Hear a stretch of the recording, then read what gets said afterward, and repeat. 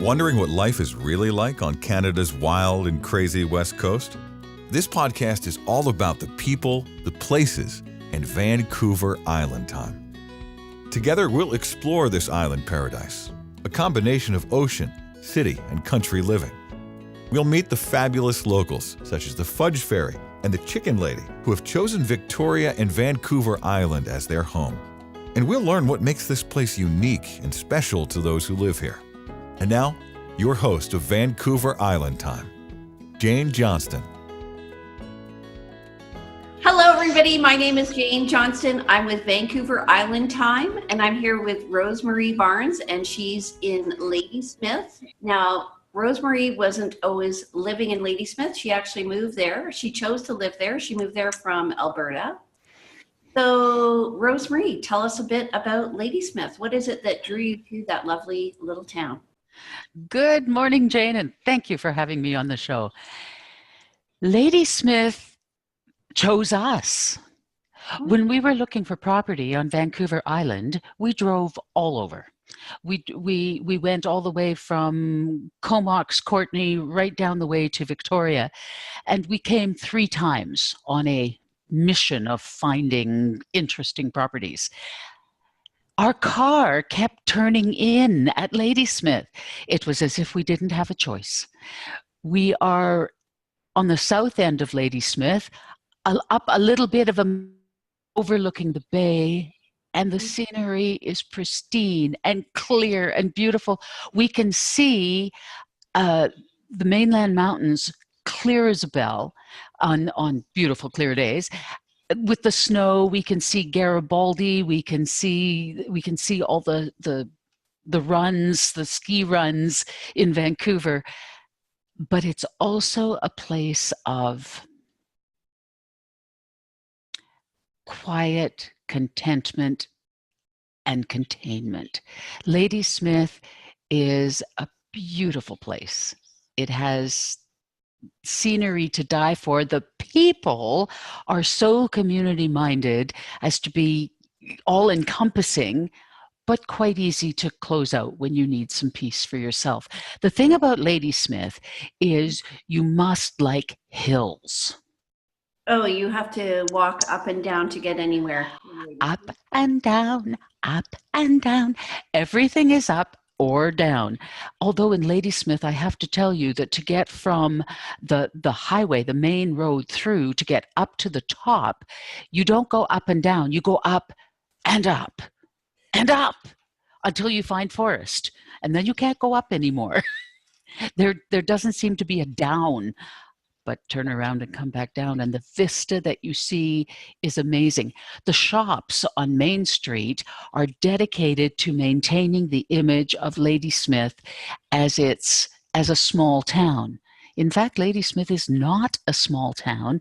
It's got a big population. It has 2 different high schools and multiple elementary schools. It has golf. It has swimming pools, a huge recreation center. It has everything that you could want in the town except for men's underwear. The only place in the town that you can buy men's underwear is if you happen to luck into some at the Pharmasave. Other than that, I'm assuming they're for your husband and not you. Well, absolutely. But it's a delightful place. It has, in the downtown core, there are no big box stores. Yeah. None. They're simply not allowed. It's bylawed out. On the edges, however, on the south end, we've got the big Save-On, and we've got Dairy Queen, and we've got McDonald's, and we've got the insurance places, and we've got everything that you need. But outside of the downtown core, that's preserved. And of course, everyone knows about the Ladysmith light up celebrations. There's nowhere like Ladysmith at Christmas.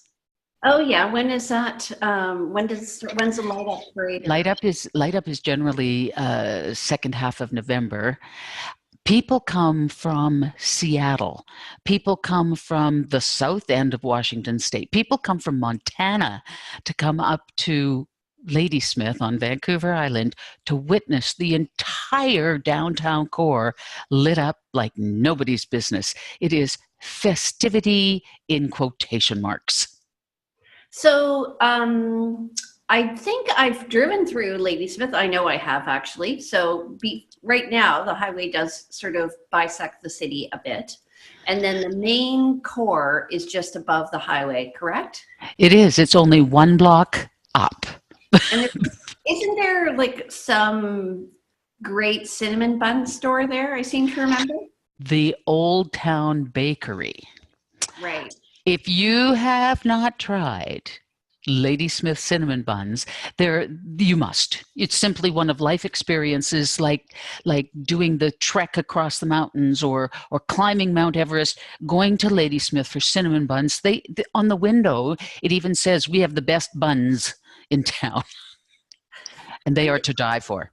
So I came down, so you're about halfway down from Mount Washington to Victoria, so lots of people can go by there. I was just wondering why they aren't open on Sundays. To me, that's a total waste of consumers' time. You know, I drove into Ladysmith to get those cinnamon buns because I'd heard all about them, and they're not open on Sundays. So what's with that?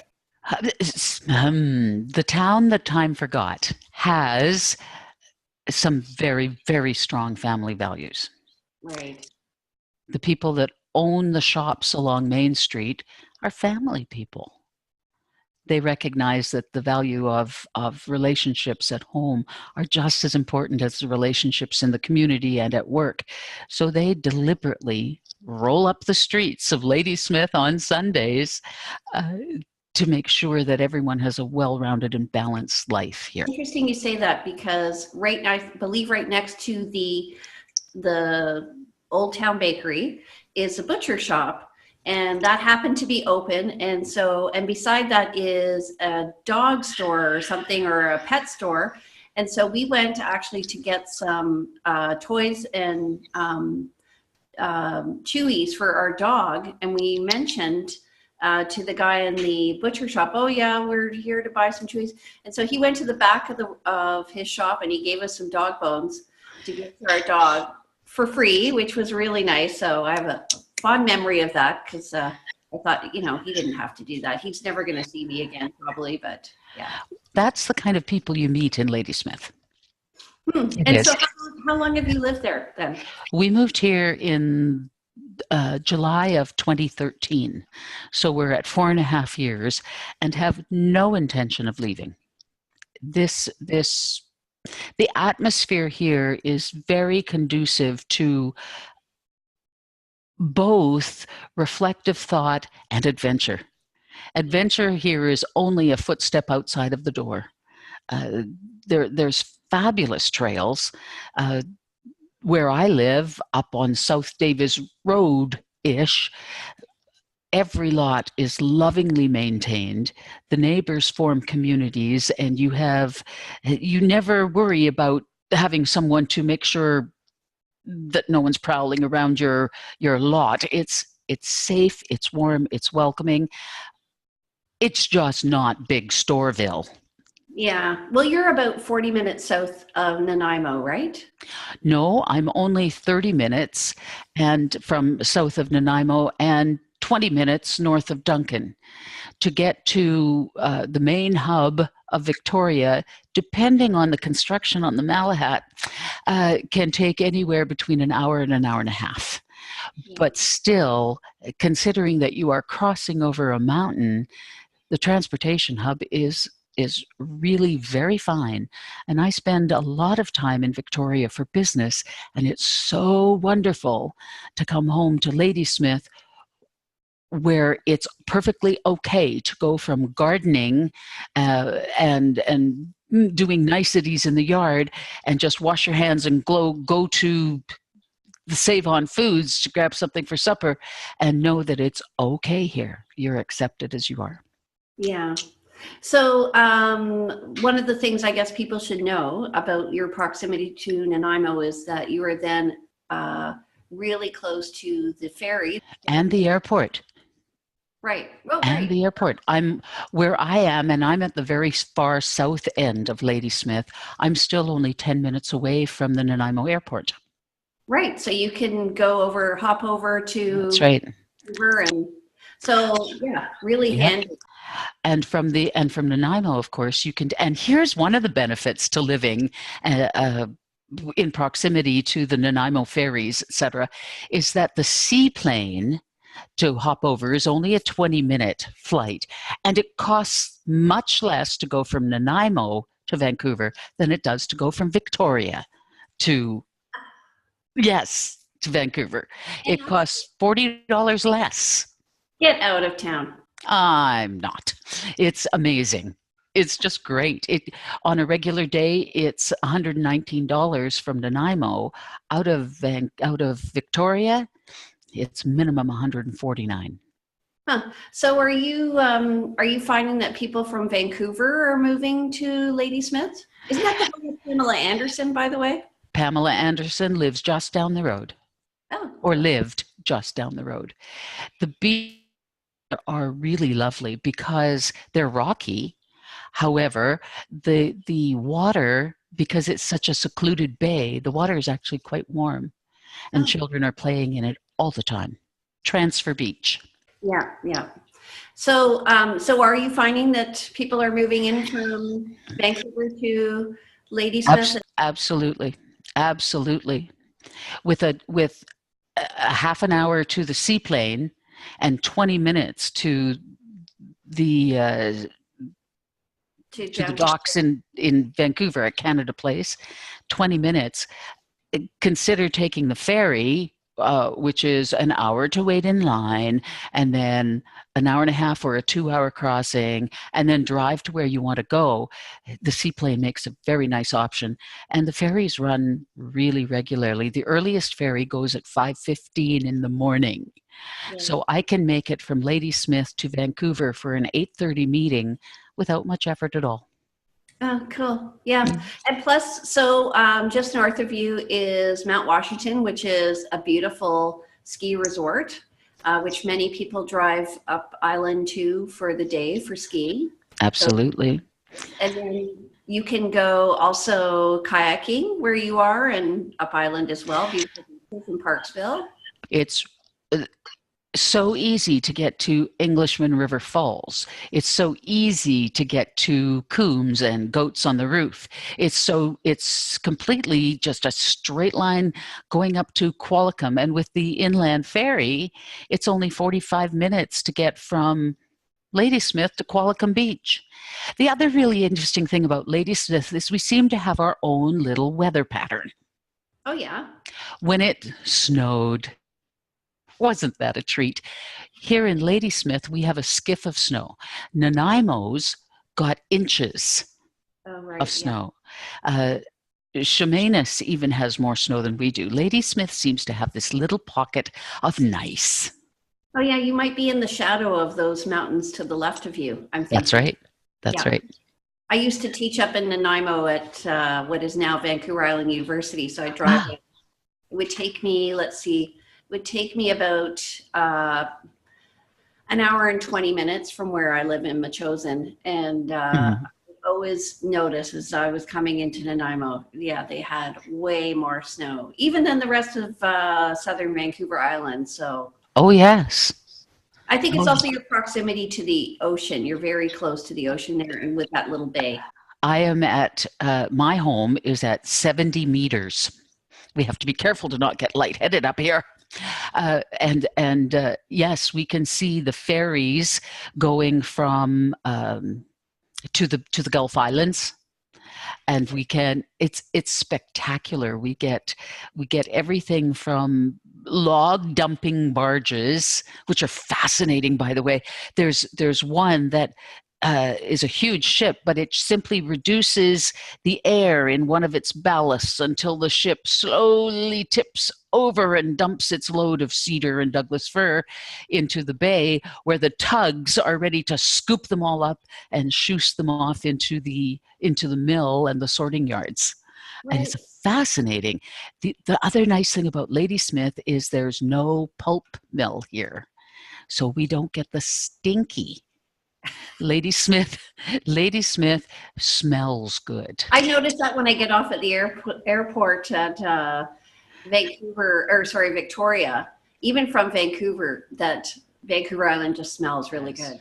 It does. But if you're going near, because we're tending to be quite green here on the island, we have the composting centers. And they can be, if the wind is blowing the right way, and if they've just it can become fairly aromatic in places around the island. For example, driving into Duke Point to catch that ferry drives right past a huge composting yard. But here in Ladysmith, the winds blow different directions and we never get the smells. It's just clean, pure, invigorating ocean air. So about living, one thing that I like to do living in Victoria is go out for dinner. Last night we went out to a nice little place in downtown Victoria called Famoso for pizza. Just wondering, what do you do for, I remember going to a really nice, I don't know if it's still there, a really nice Indian restaurant in Ladysmith. Do you go out for dinner there? Or?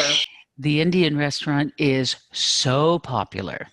We have a sushi restaurant here that's very, very nice. We have a couple of Asian food restaurants that are delightful. They're small, they're intimate, the food is homemade. We have the best pizza in the world. It's called Roberts Street Pizza, and it is phenomenal. The toppings on them are so thick you need a pickaxe to get through them, and it's just tremendous. There's a restaurant here for just about we have a gluten-free restaurant, and right across the street from the cinnamon bun place, it's phenomenal, which is right next door to a place called Wigwam, where the proprietor doesn't cook anything until you order it, and then it comes out steaming hot and just so yummy. Well, it sounds like a fabulous place to live. So I recommend anybody who wants to go up there, probably the best time to visit is around Christmas when they do the light up. And not on a Sunday. And not on a Sunday. Yeah, so you can enjoy those cinnamon buns and maybe go also in the summer when you can enjoy the beach and the beautiful weather there. We do get a high over the islands for weather, and essentially in my 20 years that I've lived here on Vancouver Island, it doesn't really rain in the summer, so it's a great place to visit, and I highly recommend Ladysmith. So we're going to take a break for a little bit. We'll be back, and we're going to talk about Rosemarie and find out who she is and how it is that she came to move here and what she's focused on now for her business on Vancouver Island. Talk to you soon. Vancouver Island Time is brought to you by the Briar Hill Group at Remax Camosun, Victoria, where we bring local expertise and global presence to your property.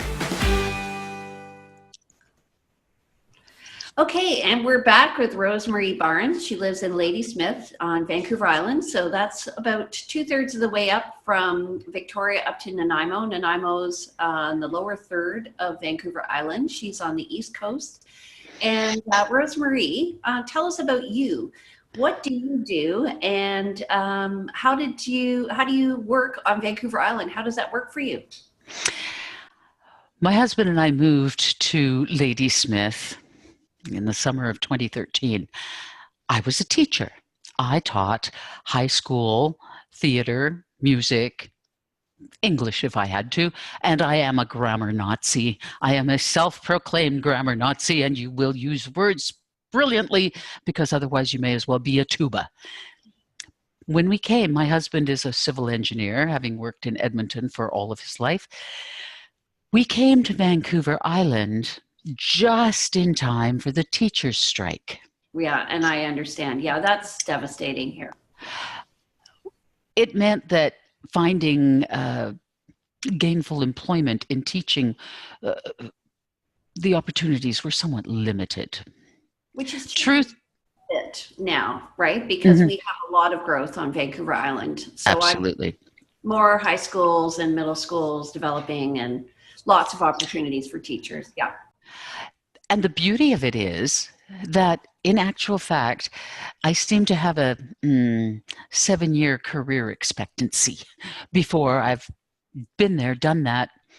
I've already used the t-shirt for something else, and it's time to conquer something else.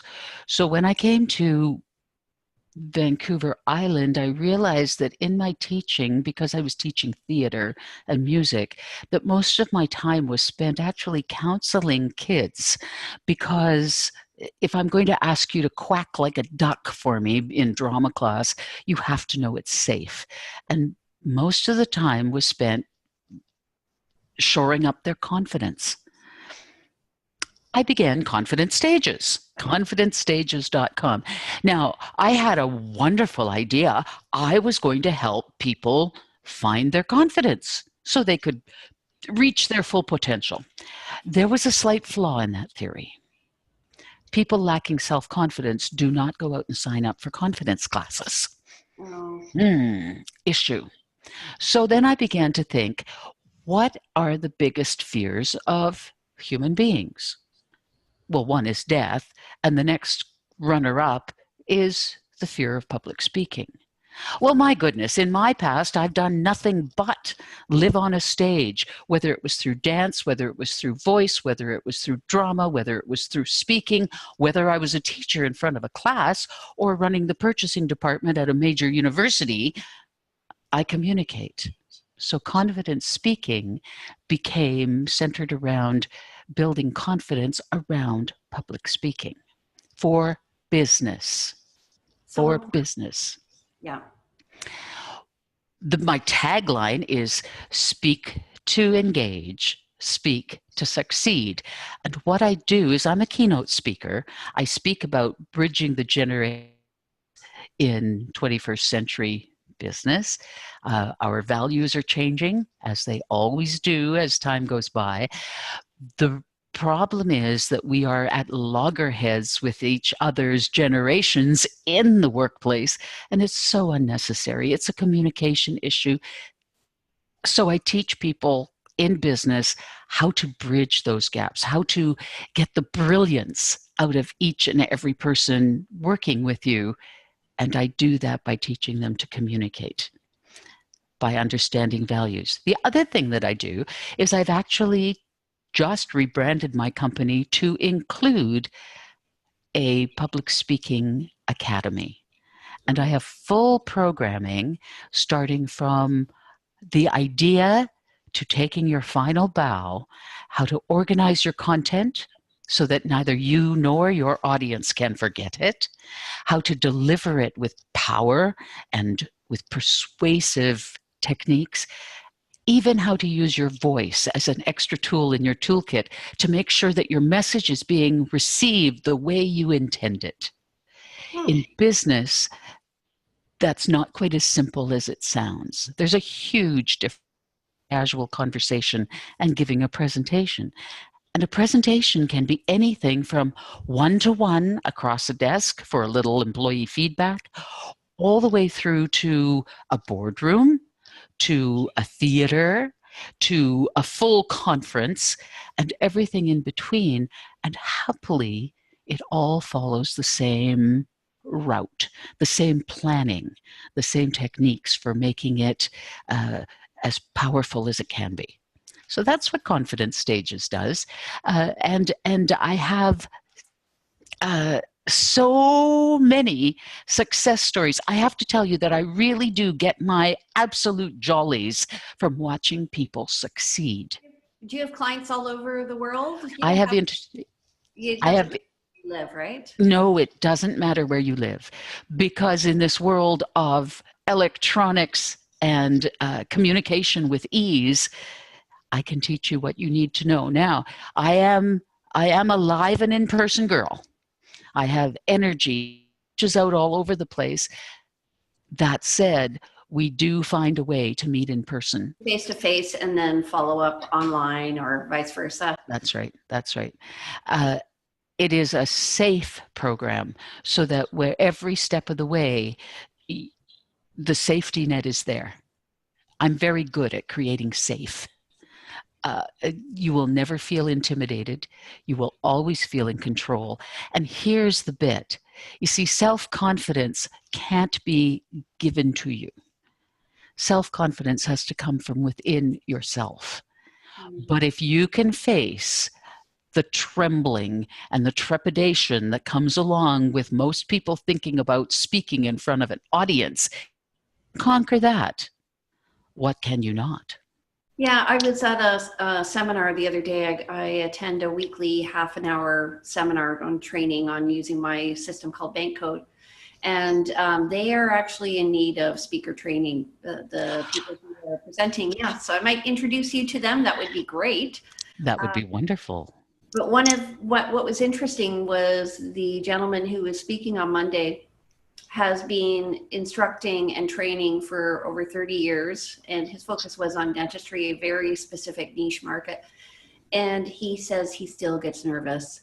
So I think it's, for me, so I was a former drama teacher and phys ed teacher as well. And in both, just before you're about to do your best, that's when you get the nerves. And if you don't have your nerves and you're not going to be peaking in terms of your performance, I think. So they're essential, but you do have to control them. Yeah. Well, and there's the thing. We need the butterflies to make us effervescent, but we need them to fly in formation. Right. Good point. Without the butterflies and the excitement, why are you doing it? Yeah. If it's boring and blasé, guess how your message will be received? So for people that actually have done this all their lives and the thrill is gone, I can actually show them how to put the excitement back in so that their message bubbles and is received with that enthusiasm. So who's your ideal client? Male, female, age? And when you do so I'm asking you two questions here, sorry. So when you're doing your talk about the intergenerational communication, are you working also with the young kids, the 20-year-olds, as well as the other like 30, 40, 50-year-olds? Or are you finding you're working with the older group? In actual fact, it's our young people whose language skills are somewhat wanting. Like, dude, you cannot speak in business the way you speak with your buddies around the fire pit.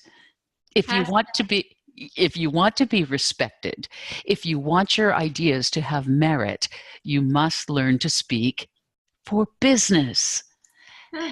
Our young people need that desperately. I have written 2 books, actually. One is about confident but being heard above the noise, and the other is called Confident Leadership in 21st Century Business, Bridging the Generation Gaps. And here's the thing. Our younger generations are brilliant. And I am so tired of millennial bashing. I'm just so done with it. Our millennials and their younger counterparts, Generation Z, have so much to offer. Here's the thing, is that it is equally possible to work with both. Now, the majority of my corporate clients are just that, leaders in business.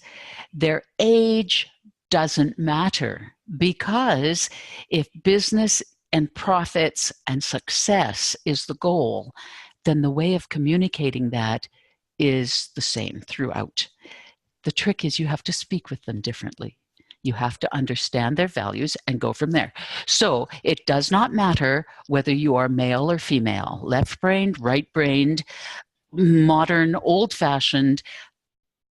The way you speak in business is the same. Yeah.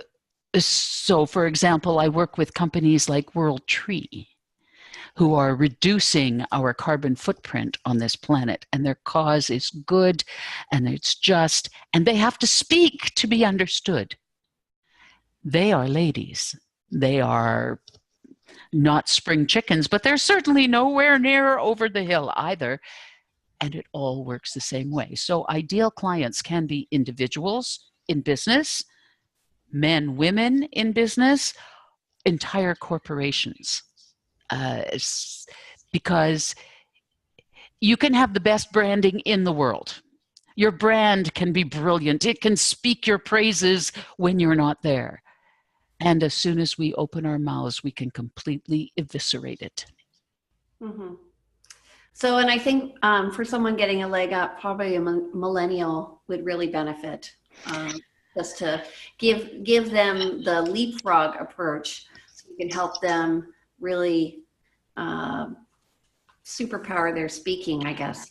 They can catapult themselves out of the average mediocrity into a place where they can share all the things that they know. And they know a great number of them. It's quite astonishing to see what they bring to the business workplace. To go from ordinary to extraordinary, eh? Hey, dude. Okay, well, thank you so much for introducing us to Ladysmith today and telling us all about yourself. I've really enjoyed our conversation. Rosemarie and I know each other through eWomen Network. She's a member, and she's available for speaking if you're interested in other cities around the world. And if you want to visit Ladysmith, I'm sure Rosemarie would be happy to give you a tour. Absolutely. All the highlights.